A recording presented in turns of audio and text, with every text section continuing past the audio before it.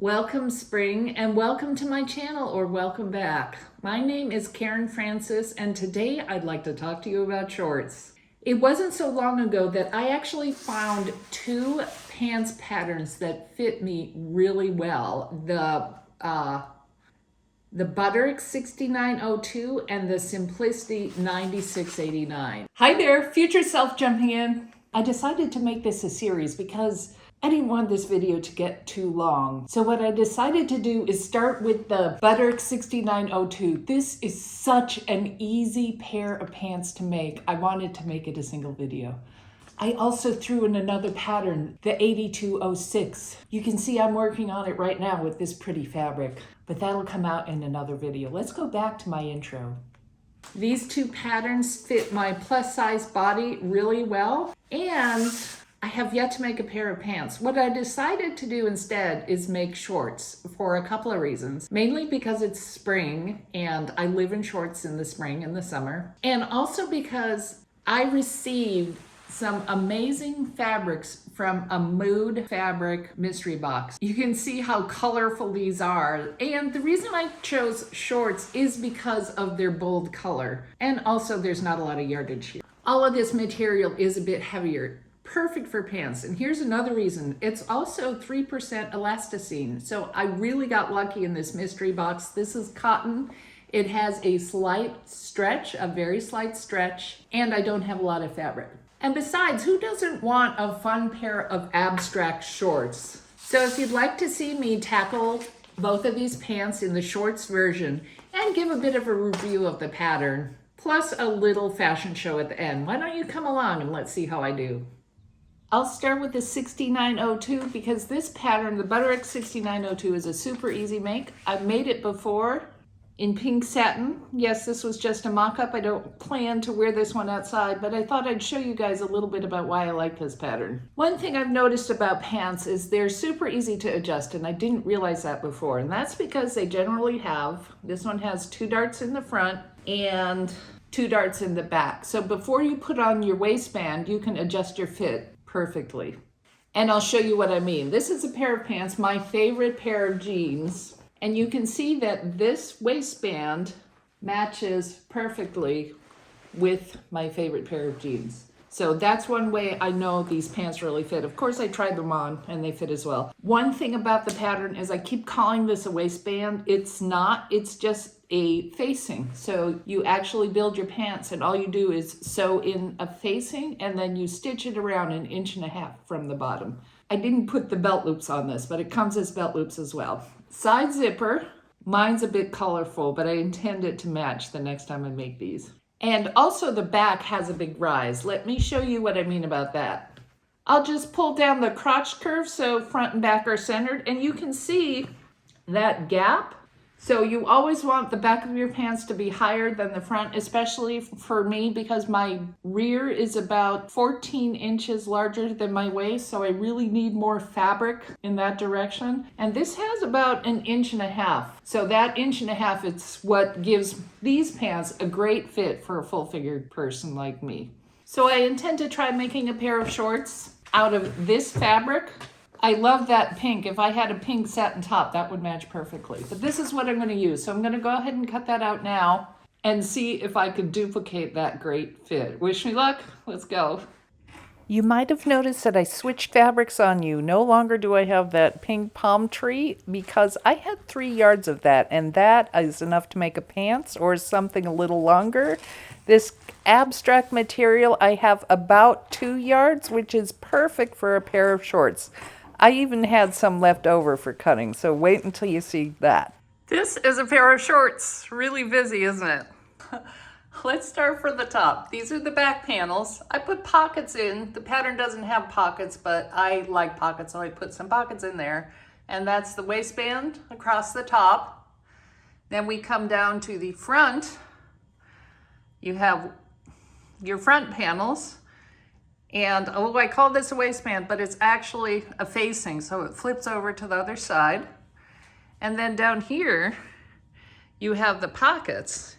And what's neat about the pockets is you have one piece and all you have to do is fold it in half to put it in. This pattern is super quick to put together. So let's go ahead and see how these crazy abstract patterns actually match up. I think it's going to be really fun though. I can't wait to try these on. The first step in sewing these shorts together is to put the pleats in the front and the darts in the back. I do this by first clipping them in place, making sure that they are the same width on both front panels. I measure that to be certain, and then I can go ahead and sew these pleats. Then I come over to the back, same thing. I've got 2 darts on each side clipped in. I make sure they're even, both back panels, so that they're the same length, and I just do a quick measure. So it looks good. I'm gonna go ahead and sew that. Now that the pleats are done in the front, that's the front, and the darts are done in the back, I'm gonna work on the pockets. Like I said earlier, this pattern does not come with pockets, so I just grabbed another back pocket pattern from one of my other patterns and traced it out. I wanted to show you something before I continue. I actually zigzag my edges. I don't serge them. If you don't have a serger, you can totally just zigzag your edges, and they do look kind of cute. I have to iron these. So your basic idea with the pocket is you flip this over. You're gonna stitch here and here like I did this one, so that you can turn it around like that. And then also you're going to turn around the edges all the way around and put in a seam. So once you're done, you can place this on your back panel piece and top stitch around. So I'm gonna go ahead and do that now. The pockets are done. This one looks a lot smaller. Doesn't that one look bigger? But if you measure them, that's about 6 inches. That one is a little over 6 inches. So this one is a little bigger. Well, I improvised. I'm not sure about placement. I just used another pair of jeans to try it out. I feel like it might be too close to the crotch, so we'll have to see when these are done, but I think they look cute. The next part is to go back to the pattern and put the actual front pockets in. Now you can see this is the front, and you see how it has these straight lines, diagonal lines here and there? That's where your pocket is gonna go. So you just find one of your pocket pieces and see how that's got the diagonal. You just want right sides together. Just match that up. You can see it almost matches perfectly. So you're gonna sew right along there and then flip this over to the inside. Let me go ahead and do that on both pieces. Okay, this is funny. That looks like a coaster. Look at that. This is what I use for my fabric weight. I get very confused with this pattern, but I finished sewing the pocket to the front of the pants. And the next step you do is you understitch your seam. So here's my seam. I've ironed it this way towards the pocket, and I'm just gonna go ahead and understitch that. And then you fold your pocket to the inside and top stitch. Let me show you. So you can see another coaster. You get right close. See that top stitching? It's barely noticeable, but it adds a really nice touch. So our next step is to flip the pocket over like this and match up the bottom. You're going to sew around the bottom of the pocket. Don't sew them to your pants, but you have to close up the pocket.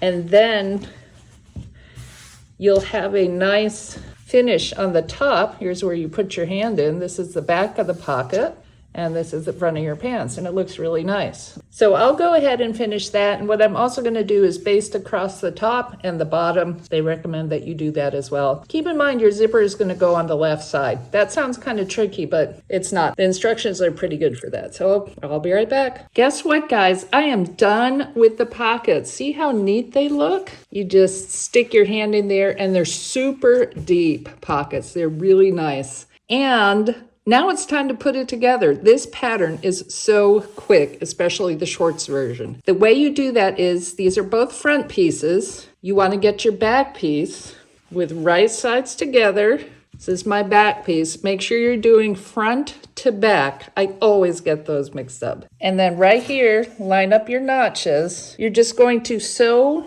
on the inner leg on both sides. Sew on the inner leg. Let me go ahead and do that. I should apologize for all those shadows. I need better lights. 30 seconds later, here I am. Okay, maybe it was a minute. I've sewed my inner legs together. See that? Front and back. Make sure you do front to back. And now all you have to do is sew your crotch curve together. I flipped it over because right side's together. So here's the crotch curve, right? And this is the other crotch curve. And all you do is you match them up and then you just sew. So much easier than when you're trying to put a button fly in or a zipper fly right here. This way is just so easy. You just simply sew around the curve. And I'll stop saying sew now because I'm gonna go sew. One crotch curve done. Okay, here's something weird. This happened to be the last time. See right here? It doesn't exactly match. I matched my notches and everything, but there's this weird thing. I think it's gonna be fine. Ta-da! Now, it's time to sew the right side together. To do that, make sure you're taking one front and one back. Look at my pants. And flip it around. Oy, oy, oy. That's the back. You have to bring that crotch up. Oh. All right, I've got it sorted. So now we have the back, and this is the front. So you just match the side up there, back and the front together, the right side. You're going to sew the right side shut, but don't sew the left side shut because that is where the zipper goes. So we're gonna sew the right side, then we're gonna put the zipper in, and then sew the left side and try it on. I thought I'd try these on before the zipper because I really want to make sure these fit. So I'm wearing yoga pants and I pinned together this side. This is where the zipper is going to go. So far, the fit is okay, except it's a little too gaping in the back. I feel that I could take those back darts in just a hair, just a really small bit. I'm going to play around a bit to see if I can sit. Actually, I don't want to make them too tight. This might be okay. Okay, I think I have another perfect-ish fit. Let's see if I can get the zipper in. This is where the zipper goes. That's the front.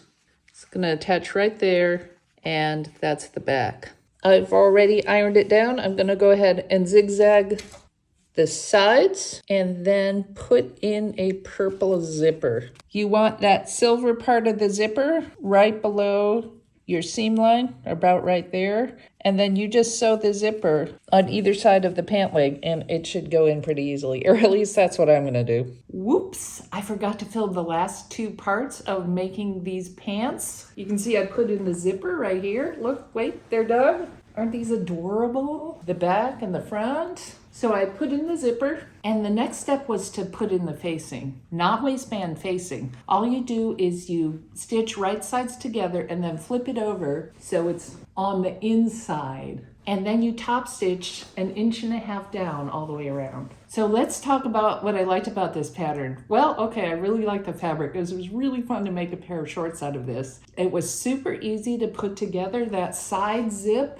and the way you don't have to put on a waistband, you just have facing and belt loops. Plus the way the crotch curve was sewn, just in one swoop, made it a really easy sew. I added the pockets, which I think might be a little too low, but that's okay, it was an additional touch. So for the negatives, it's a little too big, but that's not the pattern's fault. Well, maybe it sort of is, because this pattern has so many pleats in the front. Wait, where's the front? That it was, at least for me, really puffy, and I'm not sure I like that. The next pattern I'm going to try actually doesn't have the pleats in the front, so we'll see if I like that better. But overall, these are super comfortable to wear, and I think maybe the pleats help out with that. So it's a matter of which you prefer, I guess. I'll show you what they look like on, and also that'll be the end of this video. The next video I'm going to tackle and I'm working on right now are the 8206 out of this awesome fabric. So stay tuned for that in a few weeks.